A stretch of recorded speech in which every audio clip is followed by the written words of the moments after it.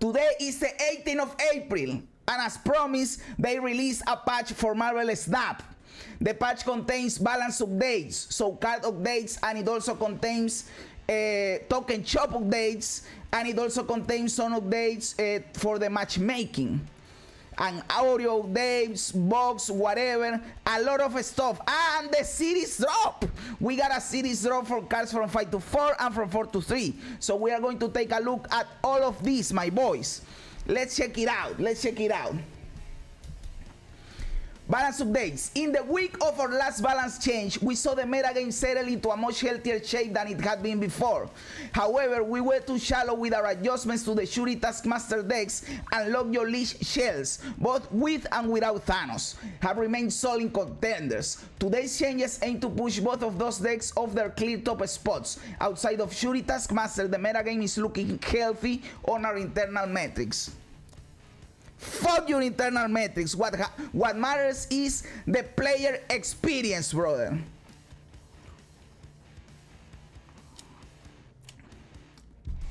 I seen them, but I'm not a fan of the art. Oh, brother, but yes, we'll discuss it what we did there. And it's more, and it's for money. Exactly, this for money. So we have here the change for Shuri. Let's take a look. Previously, 4-2 on reveal. Double the power of the next card you play. Now it continues to be a 4-2, and now it is, if you play your next card here, double its power. So,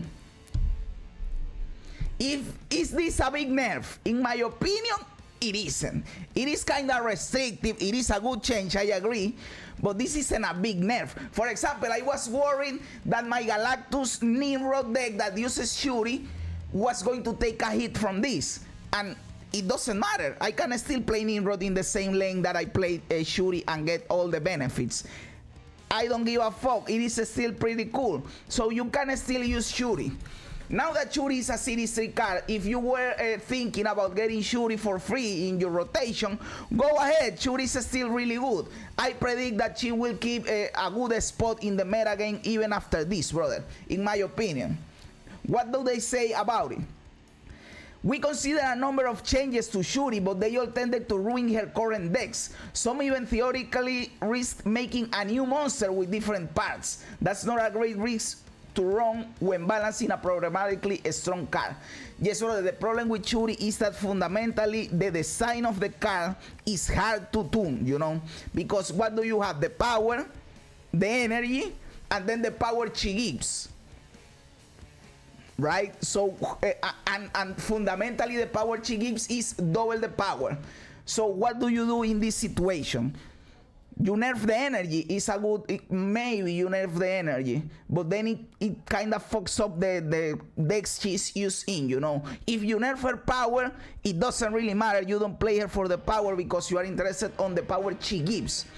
And then if you remove the doubling of the power and you just say plus 10 power, plus 20 power, you completely reward the card, and it's not the same thing, you know. So it is a hard card to tune, brother. It is a hard card to tune. The change we're making today may seem small and subtle, but we expect it to be impactful and retain the same flow of play for her existing decks, which is a consistent goal in our balance philosophy. This nerf removes Cosmos' protecting capacity for her target, makes single card answers like Valkyrie easier to aim, and indirectly buffs lane control elements like Professor X. We're taking a risk here in that this nerf could leave Shuri still a strength outlier. She will still be strong. Of course she will. Iso will react quickly. Well, they say quickly here, but those quickly means the same for them than to us. I don't know. But I agree with the change. I agree with the change. This is a step in the right direction. But I don't believe this kills Shuri at all. This doesn't kill Shuri. You don't give a fuck. In fact, one of the strongest strategies for Shuri is the She-Hulk Taskmaster interaction. You can still do that shit. You just play She-Hulk in the Shuri lane, and that's it.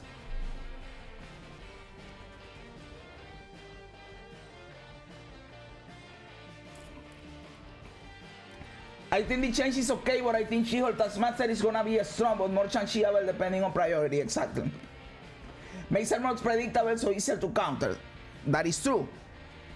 Make Taskmaster copy the original power. That will be a hard nerf to Taskmaster, a really big nerf to Taskmaster. And Cosmo not that viable in a Shuri deck anymore, since you have to play the card you want to. Yes, exactly, but armor is still cool. You can still play armor, then Shuri the armor lane, and then play the card. Quickly, yes, quickly. So the theory that Shuri will get nerfed once he was Series 3 was correct, exactly, but still not a big hit. I don't think this kills the card at all. Shuri, let me tell you, you are going to still see a lot of Shuri in your games, brother. Now Lich, this was something that people has been asking.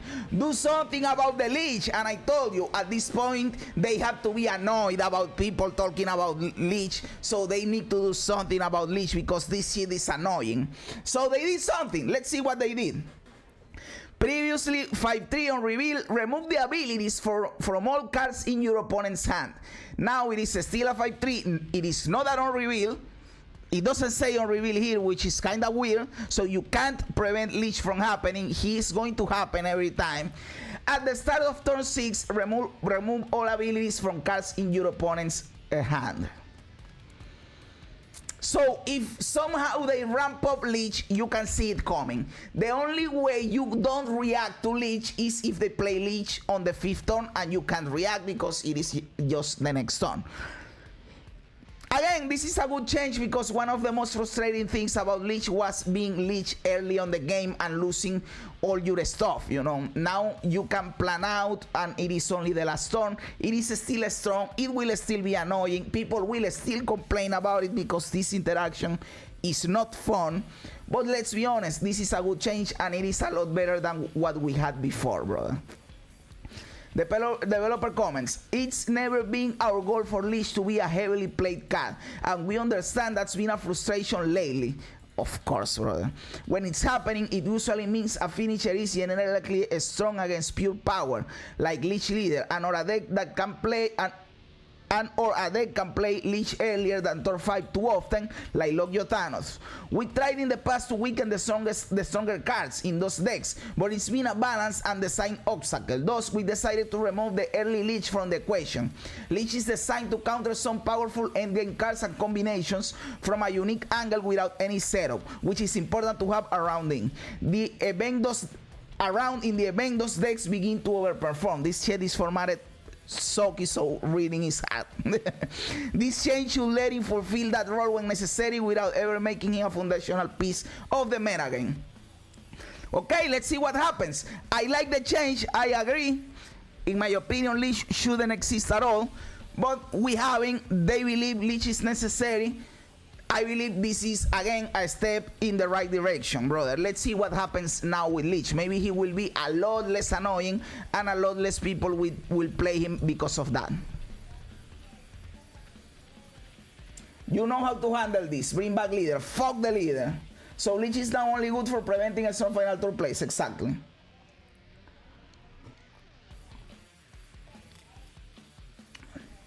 Lockjaw, brother. They changed Lockjaw. Some people were saying a while ago, before any type of nerfs to Thanos, that the card that they really should have nerfed was Lockjaw, because the problem is not Thanos or the stones or Lich, but Lockjaw. So let's see what they did with Lockjaw.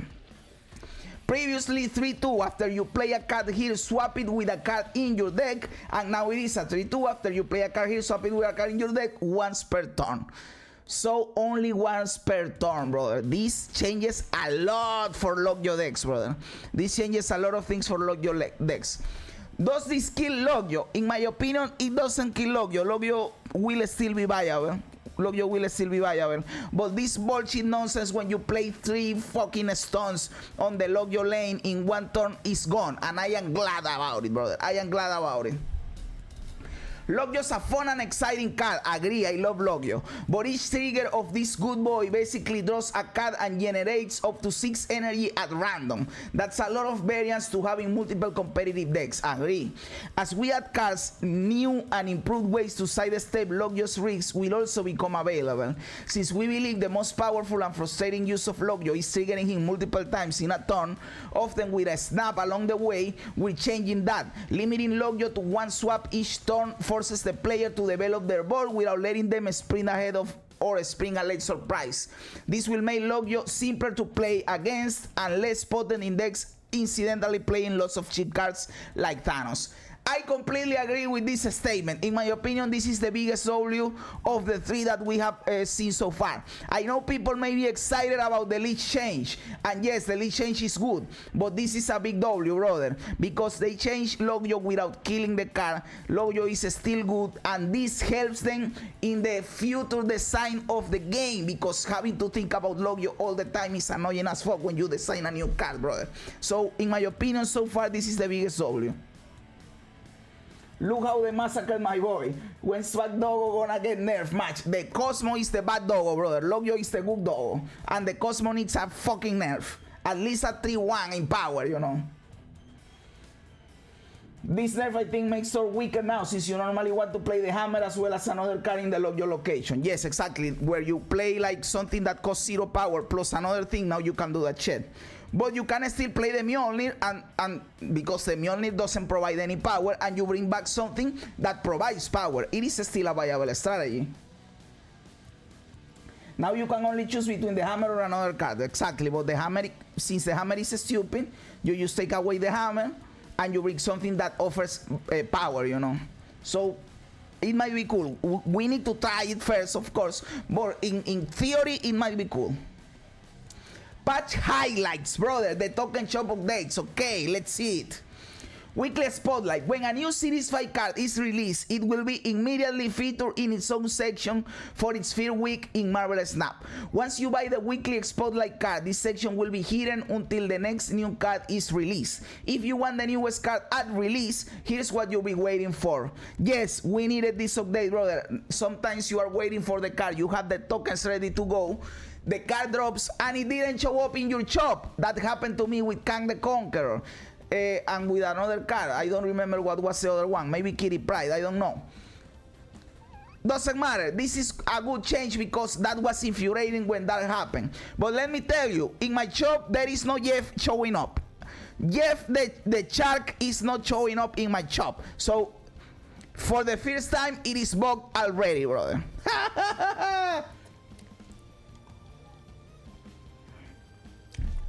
In my shop, he isn't, brother. In my shop, he isn't. I'm going to show it in a bit.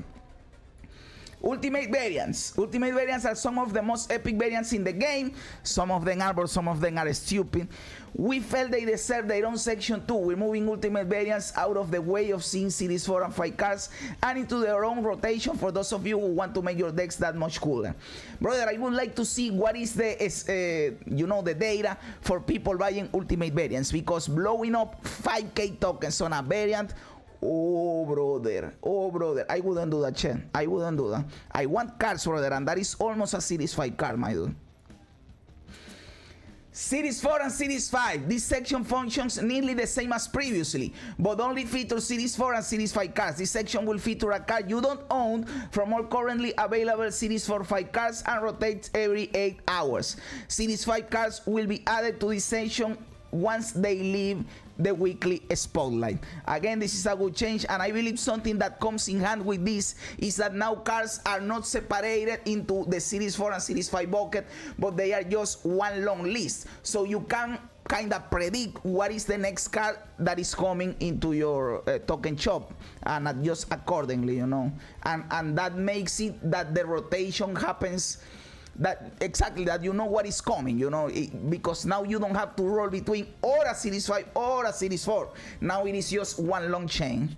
Chain. Get rid of that rotation system, please. Oh yes, obviously the best thing they could do is get rid of the rotation, but they are not going to do that because they want you to check the shop every 8 hours to see if you spend money on there, brother. You know this, brother. Game board update, brother. I have been asking for shit about the board because I am bored of this fucking board, brother. We made some updates to our game board. Check out the new art and effects. Okay, let's hope it is something impactful. I want them to implement new boards, brother. That is something you can make money off, Second Dinner. Sell people boards, brother. Imagine that you make a board about the X Mansion and you sell that shit. You make a board for New York and you sell that shit. For, I don't know, the Dark Dimension and you sell that shit. People will buy that, brother. Seasonal series drop. Of course, we have today a series drop, and of course, we are going to open boxes, brother, and mold out when we don't get shit. Cards dropping from Series 5 to Series 4, Ghost, Stature, and MODOK. Now we get from Series 4 to Series 3. Now, this is one thing. Check this out. We have a drop, and we are only dropping from Series 5 to Series 4 3 cards, brother. Is this impactful? Will this impact the game? Not at all. This is not impactful. Only 3 cards are going from Series 5 to Series 4. My brother. But at least from Series 4 to Series 3, we have 5 cards. This is cool. This is really cool. From Series 4 to 3, we got Shuri, Bast, Valkyrie, Super Skrull, and Black Panther. And in my opinion, this bucket of cards are good cards that might potentially impact the game some way. I love Shuri, I love Bast, and I love Valkyrie, brother. So 3 cool cards in there, my dude. General updates. Players that reach infinite rank will only match against other infinite rank players. This is a good change that people have been asking for, and I like it. But they didn't introduce the infinite leaderboard. So I am going to reach infinite today, and after that I don't have a motivation to keep playing because they didn't introduce the infinite rank leaderboard. When are you going to introduce that shit? You announced that in your roadmap like 1 month ago. I don't even remember. But we need that shit, brother. Now I am going to reach infinite, and I have 2 more weeks in the season, and I don't give a fuck anymore. When you tap on a card for more details in the shop or collection, the card detail screen now features artist credits, card series labels, and variant rarity level. This is a good change too, in my opinion. When inspecting cards in game, you can now flick them to see the card back in full detail. We've also updated other areas of viewing card backs to show their 3D details. That is cool to know. After roughly 10 hours of gameplay in a day, players will stop earning Season Pass XP from gameplay for the remainder of the day. In my opinion, this is a good change because this combats bots, brother. People that just let a bot play in the game to farm Season Pass XP. I know that some actual players will complain, oh, why do you limit my ability to earn XP? Brother, if you are playing more than 10 hours a day, this shit, you are already too far gone. Don't worry about it, you are already farming XP. This is to combat bots, my brother. This is to combat bots.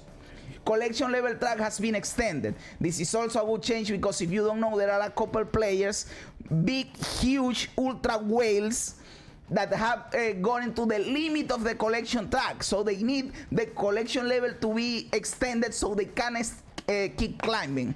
That was at like 22k collection levels, so they extended the collection level track for those people. This doesn't affect us at all, of course, but imagine you are the ultra whale that spent all that money and you can't keep progressing. It will be frustrating. So this is a good change, of course. Since you have all those cards in there, at any point opening the boxes other than hunting for the Mag Titan? Yes, because I get, you know, the 40 box spirit timer for a Series 4 card. And maybe I open one Series 4 that I want, you know. For example, it will be cool getting a Stature in a box. It will be cool getting a Stature in a box. We are here, yes. This makes it look like they won't add a true ranked mod since they are trying to improve the current ranked mod. Oh yes, that is obvious, brother. That is obvious. Or maybe they are doing it for now and release true ranked mod. No, this is the true ranked mod, brother. don't snuff the copium, bro. Just gonna play 10 hours a day for D4 though. Yes, probably, at least for the first month, brother. I am going to burn my brain cells playing the fuck out of Diablo 4, my dude. So, Oreo, new card sounds for a Squirrel Girl, okay. New location sounds for Can Lehigh, okay. Oh yes, maybe when the trumpet comes out, you need the sound of the trumpet, brother. Added voiceover support for Thai and Indonesian, that is cool. America Chavez, ooh, we got more card changes. We got more card changes, brother. Why didn't they put this on top, brother, with the other cards? This is weird. America Chavez from 6-9, you always draw this card on turn 6 and not before. 2, it starts on the bottom of your deck. Draw this on turn 6. I believe they did this because they are going to start introducing cards like Howard the Duck and Iron Lad that interact with the card that is on top of your deck. So they need for America Chavez to not be there all the time. Let's see what they say. Previously, if you were about to draw America Chavez, you will just draw your next card instead. This means that over the course of the game, she's a lot more likely to be the top card of your deck. Thus far, this has been largely unimportant outside of Yondu, but it does restrict our ability to print cards that interact with the top of your deck. We expect this update to have little impact on American Chavez functionality overall. Yes, exactly. So this means that they are worried about Howard the Duck and Iron Lad, and that is why they are doing this type of shit. I agree completely, brother. I agree completely. Cable always gonna grab her now. Oh, that is true. That is completely true. I didn't think about that, Raptor. Big brain there, brother. Big brain there. Jubilee. On reveal, add a card from your deck to this location.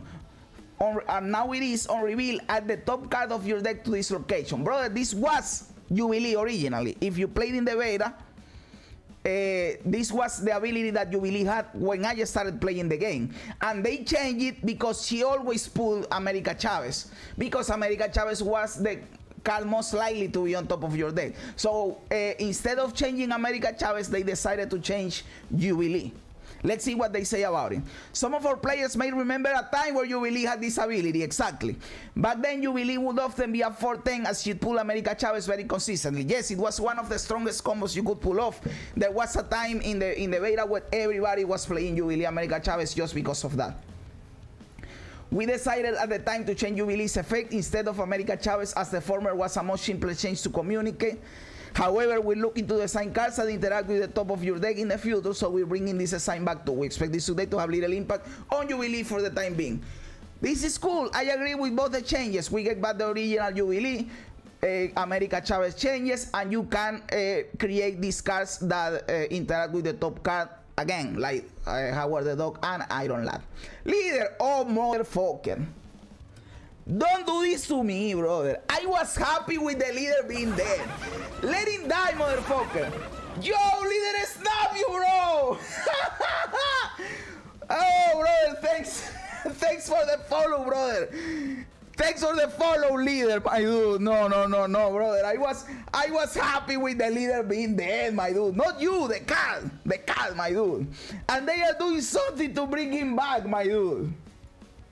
How are you doing, my bro? I hope you enjoy the stream, brother. But yes, I hate the fucking leader, dude. On reveal, this is how it was before. Copy all cards your opponent played to the location right of field but on your side. Now it is a 6-2. Okay, he took a bit hit on power. And now it says copy the enemy cards with the highest power played this turn but on your side. So again, it doesn't matter where on the board you play the leader and where on the board they play, you are going to copy. Now this right bullshit doesn't exist. But you will only copy the highest power card. So if you believe the opponent is going to only play one card, then the leader is good. You know, like against something like Shuri, the leader is good. But if you are playing against something like Death Wave or Doom Wave that play 2 or 3 cards on the last turn, then the leader isn't that good. I really fucking hope this doesn't bring back the leader. I hate the leader. Please let it be dead. Please make this change not be impactful at all. Please. Let's see what they say. We were clearly too harsh on leader. No, brother, it was fine. I was happy with his previous nerf, and we're dismayed that action became a go-to example for how ruinous a nerf can be. Our balanced philosophy is to preserve as much playability as we reasonably can when weakening cards, and we didn't succeed here previously. You succeeded, brother. I wanted the leader dead. With this change, we're aiming to bring his strength back up to a playable spot for a 6-cost card, but still avoid the oppressive impact his original form had. We have erred on the cautious side with his power for now because some previous defenses against the original leader, such as playing weaker cards before a strong one, no longer apply. Fuck this shit, brother. Fuck this shit. I really hope this doesn't make the leader come back, brother. Yes, it is fine, is it making a leader better, but I don't want to see the leader in my games again. Fuck that shit. Leader needs a zombie skin resurrected from the dead. Leader Sandman is strong once again. Oh, brother, yes, you play Sandman, you make them only play one card, you copy the shit. Fuck!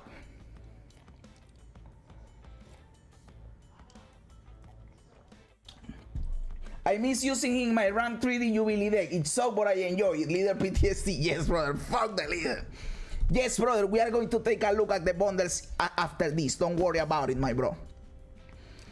So, they had some book fixes in here. I don't give a fuck about that.